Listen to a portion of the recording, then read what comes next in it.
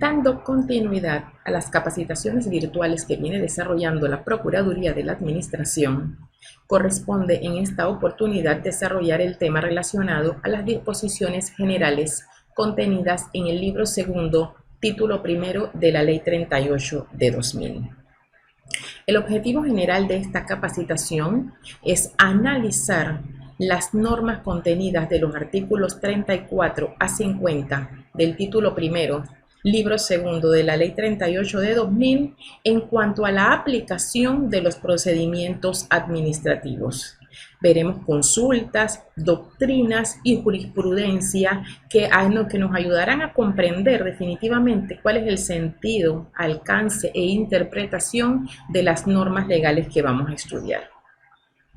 Estas normas contienen temas variados que son relacionados a los principios del derecho administrativo, la jerarquía de las normas, la tramitación de expedientes homogéneos, veremos el conflicto de competencia entre instituciones, cuándo podemos tachar expresiones indecorosas, el interesante tema de la caducidad de instancia, la eficiencia y eficacia del acto administrativo, cuándo podemos interponer el incidente de recusación por mora y otros temas interesantes que contiene esta normativa de carácter general aplicable a los procesos administrativos.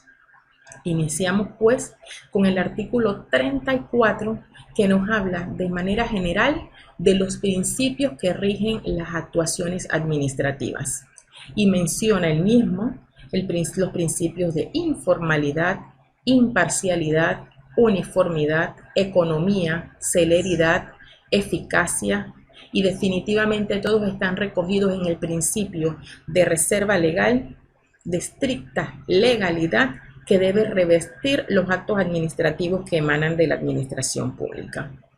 Fíjense que el segundo párrafo de este artículo 34 establece además que las actuaciones de los servidores administrativos deben estar precedidas por los principios de lealtad del Estado, y lo resalto, honestidad y eficiencia, y estarán obligados a dedicar al máximo de sus capacidades a las labores asignadas. Y decía yo, bueno, este principio de lealtad del Estado, ¿dónde lo puedo ubicar? Ya que en el actual Código de Ética de los Servidores Públicos no está contemplado como tal directamente, y acudimos entonces a los antecedentes del Código de Ética que les hago mención. Y si bien es cierto que el Decreto Ejecutivo 13 del 24 de enero de 1991, por el cual se adoptan los principios éticos de los servidores públicos, ha sido derogado, en este antecedente del Código Uniforme de Ética se establece el principio de lealtad y se define como que todos los actos que se guían por los servidores públicos definitivamente están inspirados por el amor a la patria, sus símbolos e instituciones, por el respeto a la Constitución y a las leyes que de ella emanan y por la más firme creencia en la dignidad de la persona humana. Me pareció sumamente interesante traerles a colación este antecedente del Código de Ética de los Servidores Públicos, donde encontré definido lo que quiere decir el principio de lealtad al Estado contenido en el artículo 34 de la Ley 38 de 2000. Asimismo, el artículo 201 de la Ley 31 del 2000 establece el principio general del debido proceso legal y lo define como el cumplimiento de los requisitos constitucionales y legales establecidos básicamente en el artículo 32 de la Constitución Política, y hace un recuento de lo que debemos entender por este debido proceso legal. Para ahondar un poco más en la forma en que han sido interpretadas las normativas que vamos a estudiar en el día de hoy, debo invitarlos a que estudien el fallo de 2 de mayo de 2017, en el cual hace alusión al artículo 34 de la Ley 38 de 2000, en el cual se dispone medularmente cómo deben efectuarse las actuaciones administrativas y señala, como ya mencionamos, los principios que rigen las mismas. También La Procuraduría de la Administración, en cumplimiento de función de asesoramiento a los servidores públicos, mediante la consulta 66 del 2018, trae a colación también el artículo 34 de la Ley 38 de 2000, señalando en su parte final que definitivamente el servidor público solo puede hacer lo que la ley le permita en cumplimiento de los principios que hemos estudiado de manera general hasta el momento. El artículo 35 que analizaremos a continuación establece el importante tema de la aplicación jerárquica de las normas. Establece de manera general que en las decisiones y demás actos que adopten o profieran o celebren las entidades públicas, el orden jerárquico de las disposiciones que deben ser aplicadas será la siguiente: la Constitución política, las leyes o decretos con valor de ley y los reglamentos. Pero me parece importante, toda vez que el artículo 35 antes mencionado da la normativa general aplicable, la demanda de 29 de septiembre de 2014, el jurista panameño y respetado doctor Edgardo Molino Mola hace una descripción pormenorizada de la pirámide que rige el ordenamiento jurídico panameño. El profesor Molino Mola inicia definitivamente con la Constitución política y culmina con la doctrina constitucional, reglas generales del derecho y la costumbre conforme a la moral cristiana. Interesante fallo de obligatoria lectura de todos aquellos que debemos conocer de manera real, de manera detallada, la pirámide que rige el ordenamiento jurídico nacional. También la Procuraduría de la Administración, como ya mencioné, en su función capacitadora de los servidores públicos del Estado, en la consulta 54 de 2020 hace alusión al contenido del artículo 35 de la Ley 38 de 2000, relacionado a que en este artículo se recoge la teoría de la jerarquía de las normas del conocido teórico del derecho Hans Kelsen y se expresa enunciando la prelación de las mismas. Deben respetarse para los fines del sometimiento de normas de inferior alcance o de referencia con normas más generales o de carácter más amplio.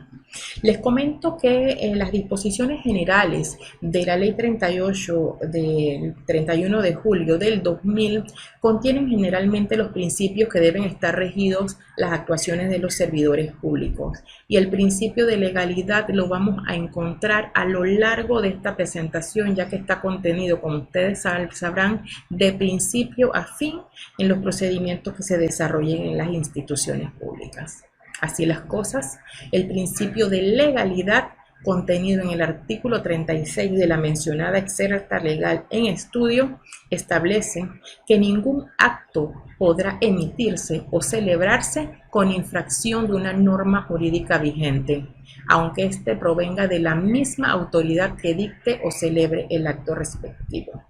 Continúa señalando que ninguna autoridad podrá celebrar o emitir un acto para el cual carezca de competencia de acuerdo con la ley o los reglamentos. Debo mencionar que en seminarios anteriores en donde hemos desarrollado el tema del acto administrativo, recordemos que uno de los elementos importantes contenidos en el artículo 201 de la Ley 38 de 2000 en su numeral 1, donde se define el concepto de acto administrativo, se establece como uno de los requisitos esenciales del mismo la competencia del ente administrativo que dicta el acto respectivo. Como ya mencioné, si bien vamos a estudiar los artículos, me interesa también mostrarles la interpretación que se les ha dado a través de la jurisprudencia, la doctrina y las consultas que han sido resueltas por la Procuraduría de la Administración para que tengamos un nivel amplio de extensión de lo que contiene el artículo detallado en las disposiciones generales. Así las cosas, en sentencia de 21 de julio del 2016 se establece que el principio de legalidad en sentido estricto, enuncia que todo acto de los órganos del Estado, como hemos mencionado, debe estar fundado y motivado en el derecho en vigor. El artículo 37 de la Ley 38 de 2000, que corresponde analizar a continuación, establece básicamente el ámbito de aplicación de esta norma. Es decir, la Ley 38 de 2000 se aplica a todos los procesos administrativos que se surtan en cualquier dependencia estatal, sea esta de la administración central, descentralizada o local, incluyendo las empresas estatales. ¿Y por qué iniciamos este artículo señalando en su título como principio de especialidad? Porque esta norma, además de incluir el ámbito de aplicación, establece este principio cuando señala que salvo que exista una norma o ley especial que regule el procedimiento para casos o materias específicas, debe ser aplicada. Y explico. Si el funcionario público conoce la normativa que rige su institución, debe analizar cuando está desarrollando un proceso administrativo si el tema en mención está desarrollado de manera especial en la normativa que rige su institución y que de lo contrario, si hay algún vacío, laguna o no está desarrollado algún procedimiento a seguir, entonces de manera supletoria aplicar el articulado contenido en la materia en la Ley 38. Definitivamente que continúa señalando este importante artículo 37, que si tales leyes especiales contienen lagunas, que es lo que acabamos de mencionar sobre aspectos básicos o trámites importantes contemplados en la presente ley, tales vacíos deberán superarse mediante la aplicación de las normas de la Ley 38. Si las normas especiales que rigen la institución no contemplan algún aspecto básico o de trámite importante, solo entonces aplicamos la Ley 38 de contenido general. En ese sentido, la sentencia de 2 de mayo del 2003 rescata también este principio de especialidad, señalando que el procedimiento administrativo de que se trate debe ser aplicado en primer lugar la ley especial y en carácter supletorio el procedimiento administrativo general o común contenido en la Ley 38. Sobre el tema de la aplicación de la Ley 38 y el principio de especialidad, les comparto el fallo de 26 de abril del 2007 que establece que la Ley 38 es de aplicación supletoria a las leyes especiales que existan en la administración y detalla pues que existía una resolución que reglamentaba la legalización de la tenencia de lotes en las áreas revertidas e invadidas que en ese momento estaba siendo objeto de estudio del funcionario correspondiente, es decir, no se debió aplicar el contenido de la Ley 38 de 2000 toda vez que existía una resolución que de manera especial desarrollaba el tema en cuestión. Continuando con las disposiciones generales contenidas en el título primero del libro segundo de la Ley 38 de 2000, corresponde el tema de la tramitación de expedientes homogéneos. La administración pública en ocasiones maneja un volumen importante de expedientes que considera puede tramitar de manera homogénea, es decir, establecer un proceso sumario de gestión mediante formularios que agilicen la tramitación de los expedientes presentados. Sin embargo, esta tramitación de expedientes homogéneos a través de un procedimiento sumario tiene ciertas características o requisitos. Antes de pasar a los mismos, es importante que definamos el tema homogéneo, que según la Real Academia Española está formado por elementos con características comunes referidas a su clase o naturaleza, lo que permite establecer entre ellos una relación de semejanza o uniformidad. Retornando al contenido del artículo 38 de la Ley 38 de 2000, y viendo efectivamente lo que se señala cuando debemos tramitar expedientes homogéneos, existe el llamado a que los mismos sean idénticos en sus motivos y fundamentos, tipos o series de esta, siempre que en ello se pueda exponer una motivación básica de la decisión, pero señala además que no se debe lesionar la garantía del debido proceso legal importante en las actuaciones de los servidores públicos y el libre ejercicio de la abogacía. Aunado a esta definición, tenemos la demanda de 2017, fechada 5 de mayo, en donde se hace un análisis académico importante de cuándo podemos utilizar y cuándo no un proceso sumario y tratar de manera homogénea casos que estamos decidiendo en la administración pública. Importante este fallo toda vez que cuando se están lesionando derechos subjetivos, como en el caso en estudio donde se realiza una destitución y donde se ve claramente que se utilizó una resolución tipo formato donde se llenaron los espacios con la información correspondiente, llegó a la conclusión de los letrados en este tema, los magistrados de la sala en su momento, de que esto lesionaba el debido proceso legal, ya que la parte actora, es decir, la entidad, debió motivar la decisión tomada alejada de cualquier formulario o matriz genérica. Corresponde analizar el contenido del artículo 39, que establece que en aquellos casos en que las peticiones deban resolverse previa a la intervención de otra autoridad, se instruirá un solo expediente y se dictará una resolución única. En estos casos, se iniciará el procedimiento ante la entidad pública que tenga la competencia más específica en relación con la materia de que se trate. En caso de duda, resolverá el asunto la ministra o ministro de la Presidencia. Y hemos titulado este artículo como conflicto de competencia, ya que cuando nos vemos analizando el contenido del artículo 39,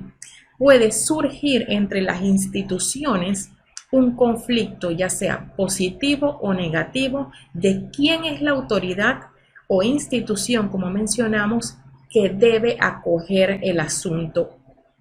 para su debida tramitación.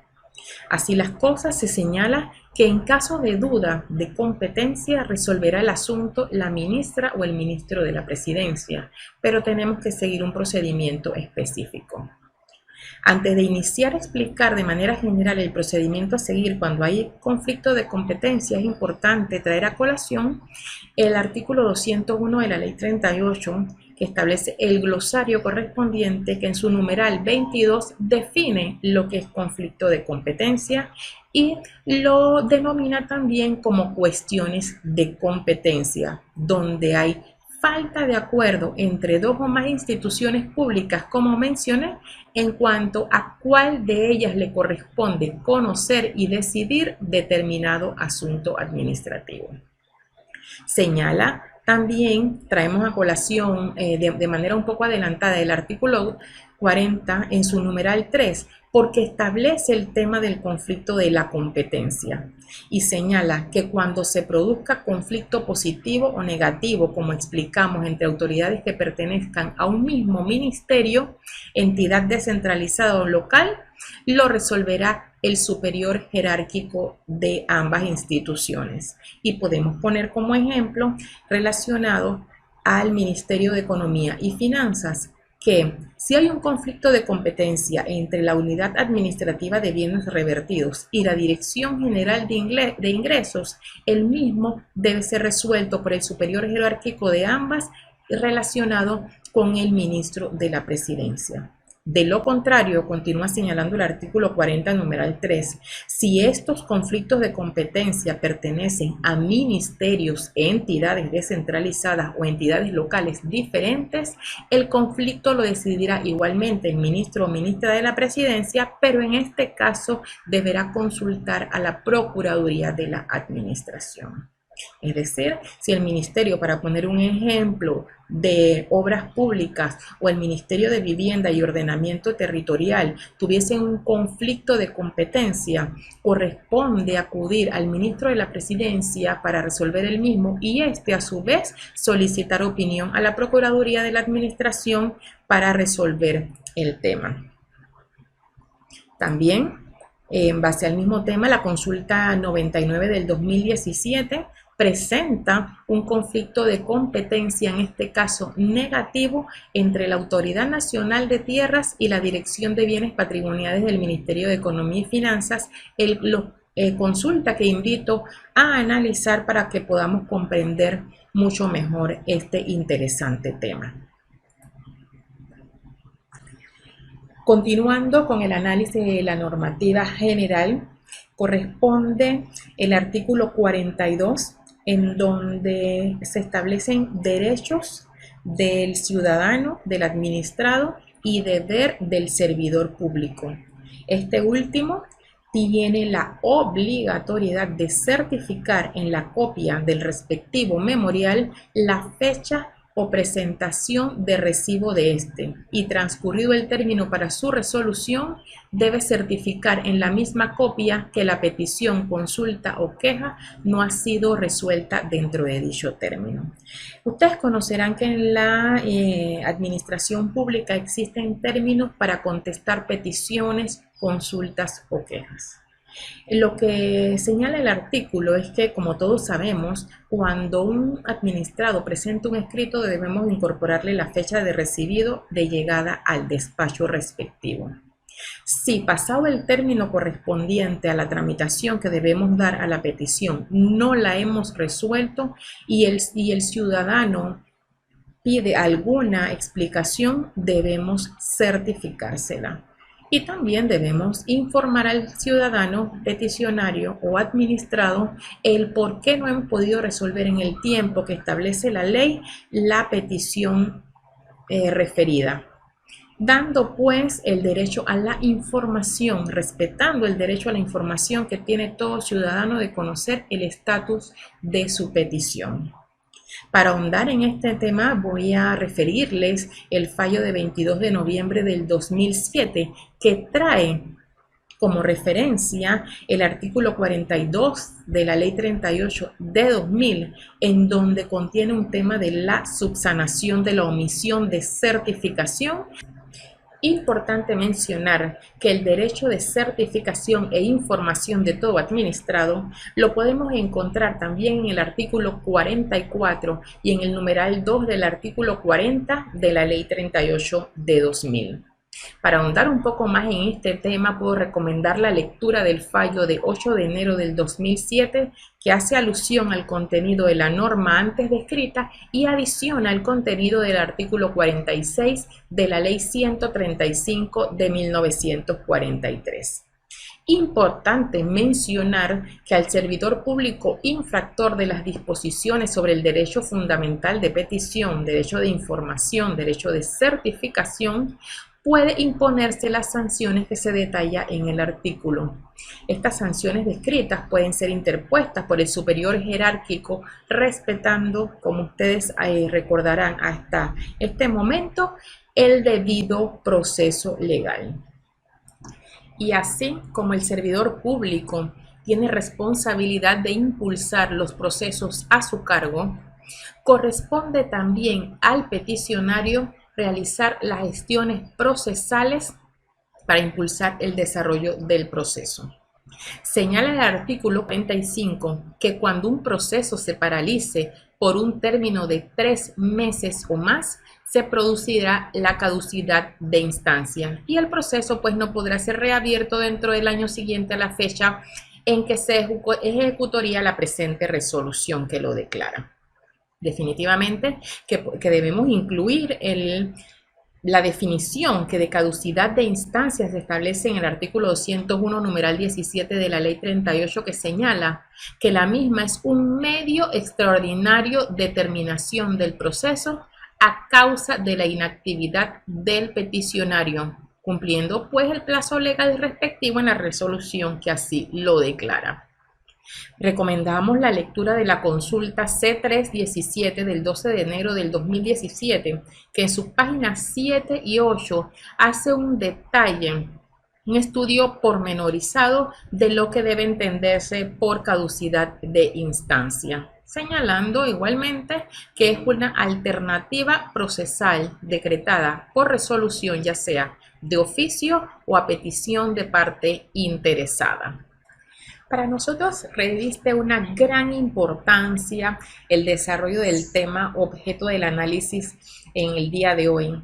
ya que la normativa general contenida en el libro segundo, título primero de la Ley 38, pareciera una redacción sencilla, pero cuando nos adentramos al contenido de cada uno de sus artículos podemos encontrar información relevante, importante al momento de ejecutar un proceso en la vía gubernativa. Es el caso del artículo 46 de la Ley 38 de 2000, que a simple vista parece sencillo, pero este artículo contiene fundamentos importantes de la actuación administrativa cuando señala que las órdenes y demás actos administrativos en firme del gobierno central o de las entidades descentralizadas de carácter individual tienen fuerza obligatoria inmediata, es decir, estos actos son eficaces, pueden ser aplicados, pueden ser ejecutados. Continúa señalando el artículo. Y serán aplicados mientras sus efectos no sean suspendidos, no se declaren contrario a la Constitución política, a la ley o a los reglamentos generales por los tribunales competentes. ¿Esto qué quiere decir, señores? Que los actos administrativos se presumen legales mientras no sea declarado lo contrario mediante el tribunal competente. En su segundo párrafo establece este importante artículo que los decretos, resoluciones y demás actos administrativos reglamentarios o aquellos que contengan normas de efecto general solo serán aplicables desde su promulgación en Gaceta Oficial, salvo que el instrumento respectivo establezca su vigencia para una fecha posterior. Señores, estamos frente al principio de la irretroactividad de la ley que reviste los actos administrativos. Como tema de estudio, puedo recomendar la lectura del fallo del 27 de julio del 2017, que establece, entre otras cosas, el obligatorio cumplimiento de los actos, es decir, su eficacia, la presunción de legalidad que reviste los mismos y el tema de la irretroactividad de las leyes. El artículo 47 de la Ley 38 de 2000 establece el principio de estricta legalidad, pero direccionado a la prohibición de establecer requisitos o trámites que no se encuentren previstos en las disposiciones legales y en los reglamentos dictados para su debida ejecución. Para ello puedo mencionarles que nuestro país cuenta con una página denominada Panamá Tramita, en donde, adicional a las instituciones públicas de manera individual, podemos encontrar los requisitos necesarios para realizar un trámite en las entidades gubernamentales. Estos requisitos que encontramos en la página Panamá Tramita deben responder a los requisitos previamente establecidos en las normativas legales que rigen los procedimientos en las instituciones públicas. En ese sentido, recomiendo el estudio del fallo de 16 de abril del 2015 que establece la prohibición contenida en el artículo 47, objeto de nuestro estudio en este momento, en donde se señala que es prohibido introducir un nuevo requisito, en este caso para el desarrollo del área interoceánica, no previsto en la Ley 21 de 1997. La cual aprueba el Plan Regional y General del Uso de Suelo de dicha zona. Recomiendo, como mencioné, la lectura de este fallo para tener un panorama más amplio de la prohibición de requerir requisitos adicionales a los contenidos en las normas especiales. En cuanto a la actuación de la administración, debemos advertir que el artículo 48 de la Ley 38 de 2000 establece que las entidades públicas no iniciarán ninguna actuación material, es decir, ninguna ejecución que afecte derechos o intereses legítimos de los particulares sin que previamente haya sido adoptada la decisión que les sirve de fundamento jurídico. En este caso, podemos rescatar nuevamente el principio de estricta legalidad que debe revertir toda actuación administrativa, sea esta expresa o tácita. Recomiendo además la lectura del fallo del 5 de julio del 2016 que establece excepciones a esta actuación formal en cuanto a las funciones establecidas a los alcaldes para que puedan accionar de manera legal obviando ciertos requisitos formales. En el artículo 49 de la Ley 38 que estamos analizando, encontramos una figura denominada el incidente de recusación por mora. Como hemos advertido en artículos anteriores, es responsabilidad del servidor público realizar el impulso procesal correspondiente de las actuaciones a su cargo. Sin embargo, el retraso injustificado de la realización de un trámite a cargo de la administración constituirá impedimento de la autoridad para seguir conociendo el proceso. El incidente de recusación, en caso de ser presentado, debe ser incoado ante el superior jerárquico respectivo y se establece en este artículo 49 un procedimiento especial para decidir el incidente de recusación relacionado a la demora en la tramitación de una petición. Esto siempre interpuesto por la persona legitimada para ello. Por último, y en cuanto a la actuación en la vía administrativa, debemos conocer el contenido del artículo 50 de la Ley 38 que establece que para intervenir en las actuaciones administrativas, la persona interesada deberá utilizar los servicios de un abogado o una abogada cuando así lo exija la ley. Definitivamente que por la informalidad de los procedimientos administrativos que se llevan en la vía gubernativa, generalmente el mismo ciudadano administrado peticionario puede acudir de manera directa a realizar el mismo. Sin embargo, debemos conocer los requisitos necesarios para acudir a realizar un trámite en la vía administrativa y determinar si alguno de ellos por ley requiere la presencia de un abogado. Como ejemplo, podemos mencionar el abanderamiento de naves de servicio internacional, cuyo requisito inicial es presentar la solicitud a través de un abogado idóneo en la República de Panamá. El fallo de 26 de abril del 2006 trae a colación el artículo 50 objeto de estudio en este momento, señalando por qué en un tipo de negocio administrativo puede acudir el peticionario de manera directa. Hasta aquí hemos analizado de manera general, tratando de dar un sentido de interpretación a través de la jurisprudencia, la doctrina y las consultas que la Procuraduría de la Administración ha tenido a bien, a fin de conocer el sentido y alcance de las normas establecidas en el libro segundo, título primero de la Ley 38 de 2000. Me queda solamente concluir señalando que el cumplimiento de los principios que rigen el derecho y el procedimiento administrativo constituyen una garantía al debido proceso legal, lo que trae como consecuencia que los administrados puedan ejercer su derecho a la legítima defensa cuando considere que sus intereses han sido vulnerados. Quiero agradecer la atención que como hasta ahora han dispensado a las presentaciones que venimos desarrollando en materia de Derecho Administrativo, Procedimiento Administrativo General desde la Procuraduría de la Administración. Muchas gracias.